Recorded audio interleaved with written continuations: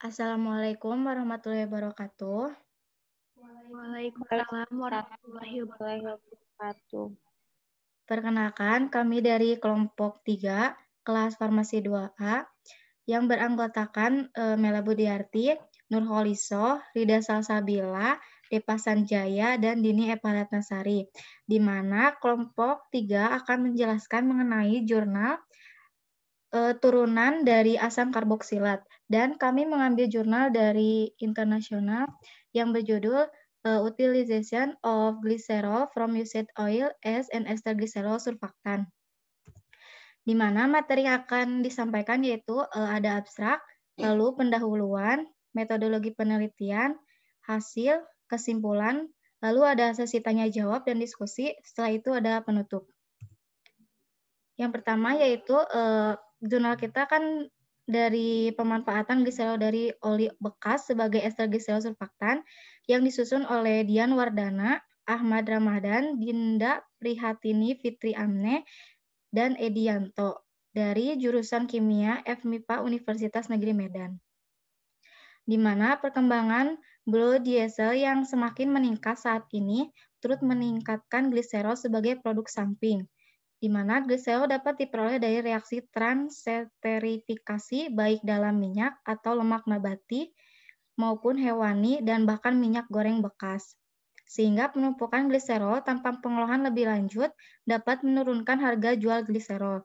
Salah satu solusinya untuk mengatasi hal tersebut yaitu dengan mengubahnya menjadi surfaktan seperti gliserol ester yang banyak digunakan di berbagai industri seperti kimia, makanan, kosmetik, obat-obatan, dan tekstil. Prosesnya yaitu dimulai dengan mengisolasi gliserid dari semua masakan bekas dan kemudian memurnikan untuk meningkatkan kualitasnya. Sehingga hasil pengujian ini dapat menunjukkan bahwa ester gliserol yang dihasilkan mampu menurunkan tegangan permukaan air. Nilai keseimbangan HLB-nya tidak jauh berbeda pada kisaran 5 dan penggunaan berbagai asam lemak dan sumber gliserol yang berbeda menghasilkan persen stabilitas emulsi yang berbeda. Selanjutnya yaitu ada pendahuluan yang akan dijelaskan oleh Nurholiso. Lemak mempunyai komponen dasar yaitu asam lemak dan gliserol. Asam lemak mempunyai pengertian golongan senyawa asam karboksilat dengan gugus min COOH. Sedangkan gliserol mempunyai pengertian senyawa alkohol dengan gugus hidroksil berjumlah 3 buah. Surfaktan adalah senyawa kimia yang bekerja dengan menurunkan tegangan permukaan, tegangan antarmuka, dan meningkatkan kestabilan partikel yang terdispersi, serta mengontrol jenis formulasinya. Surfaktan berbasis ester gliserol merupakan surfaktan yang memiliki sifat ekologi dan toksikologis yang relatif lebih aman terhadap lingkungan. Dengan kandungan gugus hidrofilik dan hidrofobik di dalam strukturnya, senyawa ini mampu bertindak sebagai surfaktan non-ionik dengan nilai HLB yang relatif rendah dan diharapkan mampu menjadi senyawa pengemulsi antara air dan minyak yang ramah lingkungan. Sebagai salah satu produk turunan gliserol, surfaktan tersebut dapat disintesis melalui reaksi esterifikasi. Surfaktan ini banyak digunakan di industri makanan dan kosmetik sebagai zat pengemulsi, dispersan, penebal, pelarut, pelumas, bahkan dalam industri obat-obatan. Nah, di sini kenapa kita menjelaskan surfaktan? Kan sudah jelas ya tadi judul-jurnalnya pemanfaatan gliserol dari oli bekas sebagai ester gliserol surfaktan. Jadi kita harus tahu dulu apa sih surfaktan itu, dan sudah jelas surfaktan berbasis ester gliserol itu apa dan salah satu turunan gliserolnya apa. Selanjutnya yaitu ada metodologi penelitian. Metodologi penelitian terdiri dari alat dan bahan dan prosedur penelitian. Alat dan bahan. Alat 1 hot plate, 2 pompa vakum, 3 open, 4 neraca analitik, 5 alat reflux, 6 peralatan gelas, 7 pipa kapiler, 8 instrumen pengujian Fourier Transport Infrared atau FIR. Bahan 1. Minyak jelantah, 2. Gliserol, 3. Asam stearat, 4. Asam palmitat, 5. Asam oleat, 6. Asam klorida, 7. Asam fosfat, 8. Kalium hidroksida, 9. Metanol, 20. Aquades, 11. N-heksana, 12. Kertas saring, 13. Indikator universal. Selanjutnya yaitu prosedur penelitiannya. Prosedur penelitian. 1. Isolasi dan pemurnian gliserol dari minyak jelantah. Pertama-tama minyak jelantah disaring terlebih dahulu, lalu panaskan pada suhu 110 derajat Celcius selama 30 menit. Pada proses transesterifikasi, minyak jelantah dilakukan dengan mereplux minyak jelantah dengan penambahan larutan kalium metoksida pada suhu 70 derajat Celcius selama 2 jam. Diamkan selama 15 menit, maka akan terbentuk 2 lapisan. Pisahkan kedua lapisan tersebut, panaskan pada suhu 50 derajat Celcius, tambahkan H3PO4 85% sebanyak 5%. Reaksi dilakukan pada suhu 75 sampai 80 derajat Celcius selama 2 jam. Akan terbentuk 3 lapisan. Lalu filtrasi lapisan bawah yaitu gliserol, tambahkan dengan karbon aktif sebanyak 5 gram. Aduk selama 10 menit dan diamkan selama 15 menit. Saring filtrat kedua dipanaskan selama 2 jam. Gliserol yang dihasilkan selanjutnya diuji densitas, viskositas, pH, warna, kadar gliserol, kadar abu, dan kadar airnya, serta uji gugus fungsi dengan instrumen FTIR.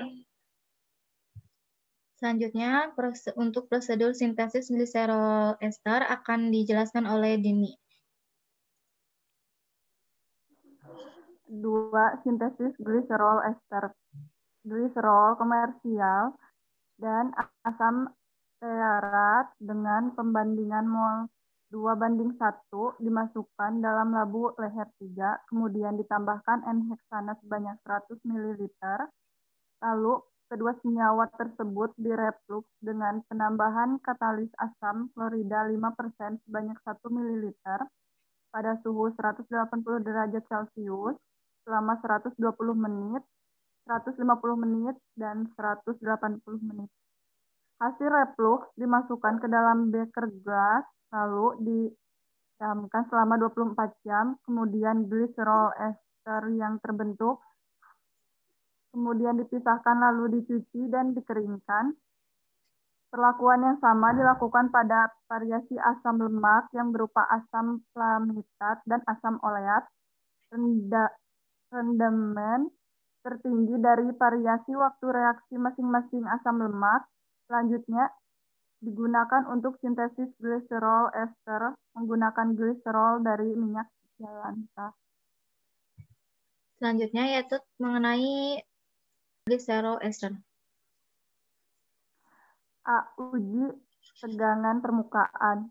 Mula-mula dilakukan pengujian tegangan permukaan pada Aquades. Massa jenis telah diketahui dengan cara memasukkan 50 ml Aquades ke dalam beker gas 100 ml. Kemudian masukkan pipa kapiler secara vertikal dan lurus dengan bagian bawah pipa kapiler tidak menyentuh bagian dasar beker gas. Biarkan cairan naik dalam pipa kapiler dan kemudian hitung tinggi kenaikannya. Pengukuran dilakukan pada suhu ruang. Hal yang sama dilakukan pada gliserol ester dengan konsentrasi 0,01%, 0,1%, 0,25%, 0,5%, 0,75%, dan 1%. Lalu kemudian hitung tegangan permukaannya dengan menggunakan rumus. Uji nilai hidrofilis lipofilis balance atau HLB dengan cara menentukan konsentrasi kritis misel yaitu atau CMT dari suatu gliserol ester yang telah dilakukan pada pengujian tegangan permukaan. Kemudian, untuk menghitung nilai HLB dapat dilakukan dengan rumus. Untuk uji stabilitas emulsi, yaitu campuran minyak dan air masing-masing 25 ml, ditambahkan gliserol ester banyak 1 gram, dan kemudian diaduk selama 10 menit. Kemudian penetapan stabilitas emulsi dengan cara pengukuran berdasarkan pemisahan dengan asumsi bahwa sistem emulsi yang sempurna bernilai 100. Penetapan pemisahan dilakukan setelah proses pendiaman selama 10 menit. Untuk uji Fourier Transform Infrared atau FTIR, pada pengujian FTIR dilakukan di Fakultas Farmasi Universitas Sumatera Utara atau USU dan Pusat Penelitian Kelapa Sawit PPKS Medan untuk melihat gugus fungsi dari hasil sintesis. Lalu selanjutnya yaitu ada hasil dan pembahasan dari hasil prosedur di atas ya. Yang pertama yaitu ada isolasi, pemurnian, dan karakter sterol dari minyak tanah jelantah yang akan dijelaskan oleh Rida. Pengisolasian gliserol dari minyak jelantah dapat dilakukan dengan proses transesterifikasi. Minyak jelantah yang sebelumnya telah mengalami proses filtrasi untuk menghilangkan pengotor kasar serta proses pemanasan untuk menghilangkan kadar air yang dapat mengganggu. Selanjutnya mengalami proses transesterifikasi dengan penambahan kalium metoksida. Hasil reaksi tersebut menghasilkan metil ester dan gliserol yang sering terpisah akibat perbedaan kepolaran. Gliserol di lapisan bawah dan asam lemak di lapisan atas. Gliserol yang telah dipisahkan dari asam lemak selanjutnya ditambahkan dengan asam fosfat untuk meningkatkan kemurnian dari gliserol tersebut. Hasil reaksi tersebut akan menghasilkan 3 lapisan. Bagian bawah merupakan endapan garam kalium fosfat, bagian tengah merupakan gliserol, bagian atas merupakan asam lemak. Lapisan gliserol yang telah dipisahkan selanjutnya ditambahkan dengan serbuk karbon aktif untuk menyerap pengotor yang masih berada dalam gliserol. Setelah itu difiltrasi dan filtrat yang dihasilkan kemudian dipanaskan untuk menguapkan metanol ataupun air yang berada di dalam gliserol. Gliserol yang telah dihasilkan tersebut selanjutnya diuji sifat fisik dan kimianya.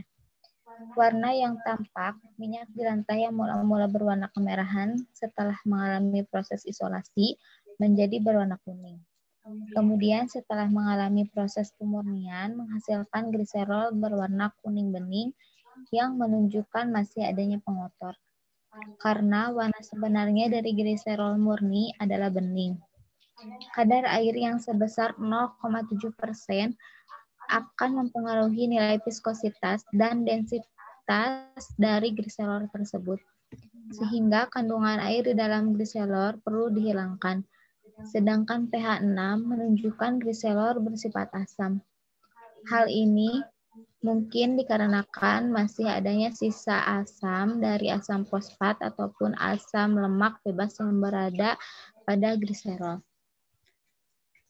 Untuk mengisolasi gliserol dari minyak jelantah dapat dilakukan dengan proses transesterifikasi, di mana ya reaksi transesterifikasi ini merupakan reaksi antara ester dengan alkohol yang dapat menghasilkan ester dan alkohol yang baru.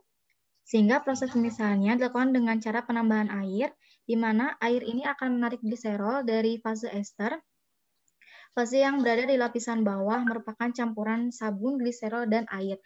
Dan tadi hasil reaksinya menghasilkan 3 lapisan. Bagian yang paling bawah yaitu endapan garam kalium fosfat, bagian tengahnya merupakan gliserol, dan bagian atasnya merupakan asam lemak.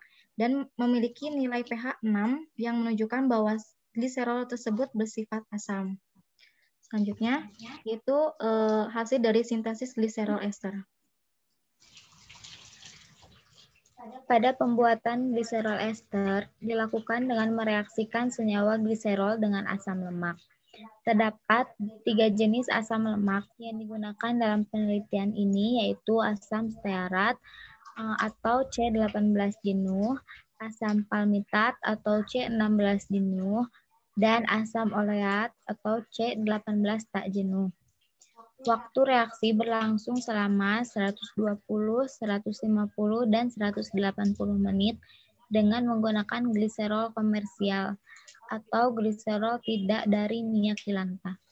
Penggunaan gliserol komersial di awal pembuatan gliserol ester bertujuan untuk mengetahui pengaruh waktu reaksi terhadap rendemen yang dihasilkan.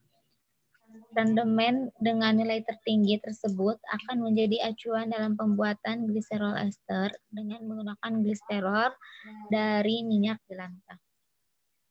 Waktu reaksi semakin lama membuat semakin lamanya partikel-partikel zat saling bertumbukan dan bereaksi sehingga menghasilkan produk yang semakin banyak. Bahwa waktu reaksi mempengaruhi rendemen gliserol ester yang dihasilkan dan semakin lama waktu reaksi, maka semakin tinggi rendemen yang dihasilkan, 10%. Dalam proses pembuatan gliserol ester, setelah semuanya direflux, maka larutan hasil reflux dimasukkan ke dalam beker gelas dan didiamkan. Untuk gliserol stearat dan gliserol palmitat, yang mula-mula cair setelah direflux, maka setelah didiamkan akan terbentuk padatan yang merupakan gliserol stearat ataupun gliserol palmitat. Sedangkan gliserol oleat akan membentuk dua lapisan dengan lapisan bagian atas. Gliserol stearat dan gliserol palmitat memiliki bentuk padat berwarna putih. Namun gliserol palmitat memiliki padatan yang lebih kasar. Sedangkan gliserol oleat memiliki bentuk cair berwarna kuning bening dan kental seperti minyak.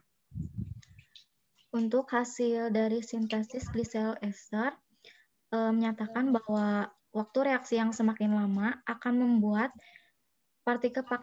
partikel zat yang saling bertumpuk sehingga akan bereaksi menghasilkan produk yang semakin banyak.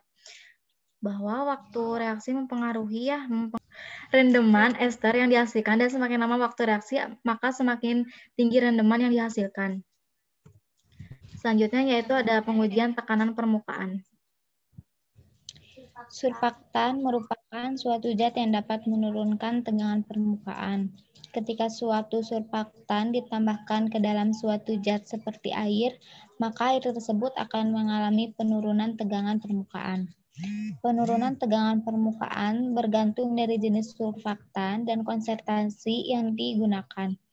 Penambahan konsentrasi surfaktan akan semakin menurunkan tegangan permukaan air. Namun ada keadaan di mana semakin banyak penambahan konsentrasi surfaktan tidak menurunkan tegangan permukaan air itu lagi atau relatif konstan. Tegangan permukaan dari setiap gliserol ester yang dihasilkan relatif mengalami penurunan seiring bertambahnya konsentrasi dan mengalami kekonstanan tegangan permukaan pada konsentrasi tertentu. Dapat dilihat ya grafik gambar satunya itu tegangan permukaan gliserol di mana yang warna biru itu tegangan permukaan gliserol stearat, gliserol komersial dan gliserol minyak jelantah terhadap tegangan permukaan. Di mana tegangan dari permukaan gliserol itu menurun karena pengaruh dari tegangan permukaannya. Selanjutnya, itu ada hasil penentuan nilai HLB yang akan dijelaskan oleh Depa. Penentuan nilai hidrofilik lipofilik balance atau yang disebut dengan HLB. Semakin tinggi nilai HLB, maka kelarutan sulfaktan dalam air semakin tinggi. Nilai HLB dapat ditentukan dari konsentrasi kritis misal sulfaktan tersebut. Dapat dilihatnya dari tabel 3, dari surfaktan gliserol stearat memiliki nilai HLB 5,09 dan gliserol palmitat memiliki nilai HLB 5,24 dan gliserol oleat memiliki nilai HLB 5,24. Selanjutnya, ada pengujian stabilitas emulsi. Gliserol ester dengan penggunaan gliserol komersial memiliki persen stabilitas emulsi yang lebih tinggi. Hal ini mungkin disebabkan oleh kadar kemurnian gliserol pada gliserol komersial yang lebih tinggi dari gliserol minyak jelantah, sehingga kualitas gliserol ester yang dihasilkan juga berbeda. Asam lemak yang digunakan juga mempengaruhi persen stabilitas emulsi. Hal ini disebabkan karena asam lemak tersebut memiliki jumlah atom C serta ikatan yang berbeda sehingga mempengaruhi kepolaran gliserol ester yang dihasilkan. Di situ sudah ada tabel 4 ya, hasil pengujian dari stabilitas emulsi, di mana persen dari stabilitas emulsi sendiri tidak ada yang melebihi 50. Dan bisa dilihat gliserol stearat memiliki stabilitas emulsi 47,22%, gliserol stearat 3,75%, gliserol palmitat 22,92%, gliserol palmitat 21,53%, gliserol oleat gliserol komersialnya yaitu memiliki nilai 32,41% dan gliserol minyak jelantahnya 28. Selanjutnya yaitu ada hasil uji Fourier transfer infrared atau FTIR gliserol ester dan gliserol ester dari minyak jelantah.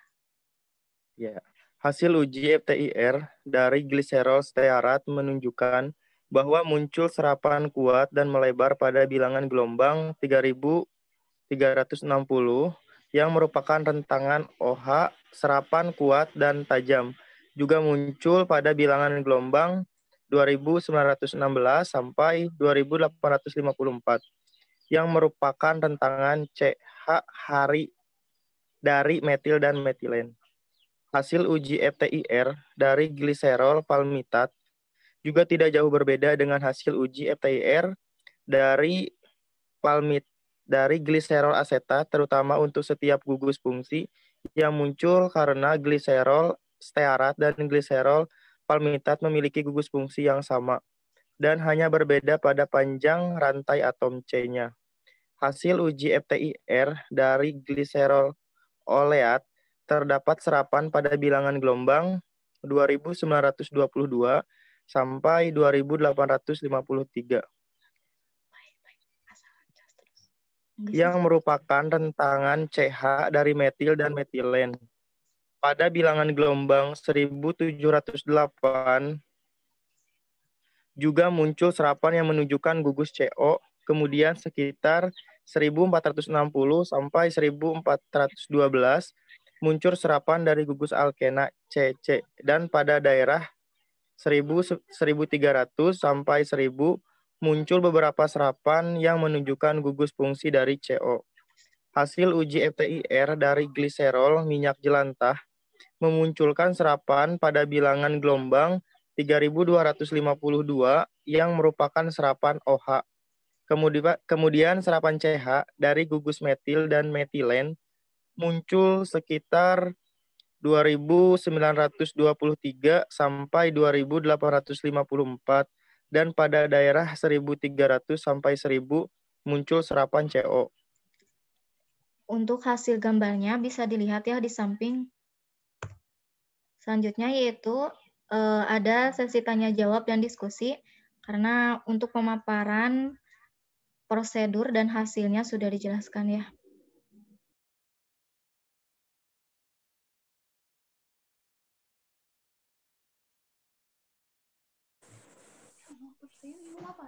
Selanjutnya yaitu untuk sesi tanya jawab dan diskusi. Jika ada yang ingin ditanyakan, silakan. Saya izin bertanya. Ya, siapa namanya? Sinta Komaria. Nanya apa?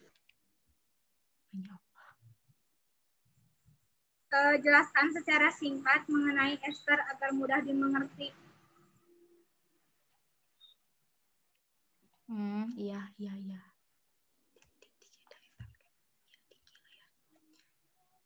Pertanyaan dari Sinta Komaria kan tadi jelaskan ester secara lebih singkatnya agar mudah dimengerti.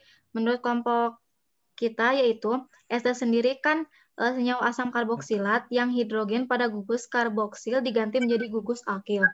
Sehingga ester merupakan senyawa yang terkenal mempunyai bau yang harum terkenal sehingga menyenangkan. Jadi baunya itu harum, nggak bau nyengat gitu.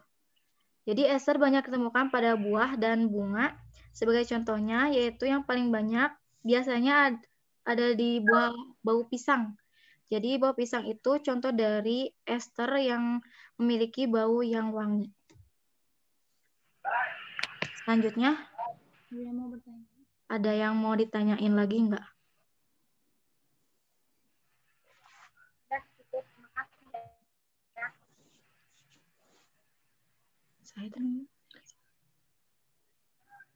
Boleh saya? Oh iya, sok. Saya Dewi Hasanah dari kelompok 5 ingin bertanya, bagaimana kegunaan sama reaksinya dari asam karboksilat itu sendiri? Untuk kegunaannya ya tadi yang pertama, asam karboksilat dalam kehidupan sehari-hari biasanya yaitu untuk memusnahkan hama, yaitu asam format atau metanoat. Lalu ada untuk perasa makanan dan pewarna makanan ya agar tidak luntur, biasanya menggunakan asam asetat atau etanoat. Lalu ada asam stearat yang untuk membuat lilin, bahan dasar dari lilin. Selanjutnya untuk reaksinya, tadi udah ada ya di PPT, yaitu RCOH plus NaOH menjadi RCOH NaH2O. Itu untuk reaksinya. Nanti ada lagi yang mau ditanyain?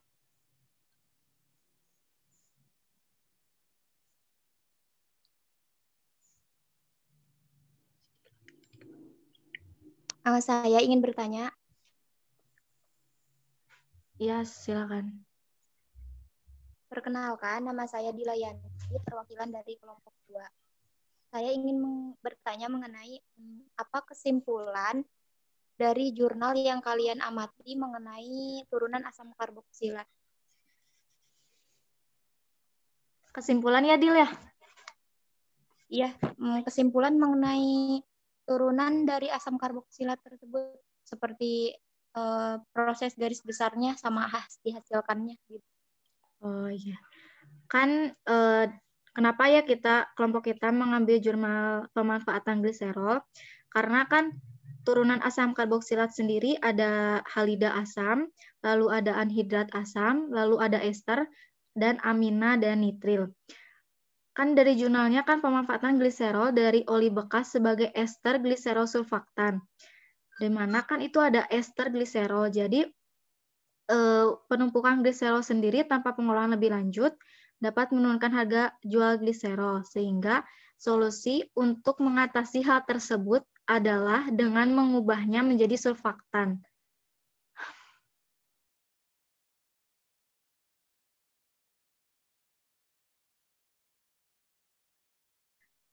Dapat disimpulkan dari hasil jurnal yang kita ambil yaitu gliserol ester yang dihasilkan baik dari penggunaan gliserol komersial dan gliserol minyak jelantah mampu menurunkan tegangan permukaan air. Nilai HLB dari setiap gliserol ester yang dihasilkan tidak jauh berbeda, yaitu pada kisaran 5 dan gliserol ester dari penggunaan gliserol komersial memiliki persen stabilitas emulsi yang lebih tinggi dari gliserol minyak jelantah, serta penggunaan asam lemak yang berbeda menghasilkan persen stabilitas emulsi yang berbeda. Berikut lampiran jurnal yang kita ambil. Sekian presentasi dan pemaparan dari kelompok kami. Terima kasih. Assalamualaikum warahmatullahi wabarakatuh. Waalaikumsalam warahmatullahi taala wabarakatuh.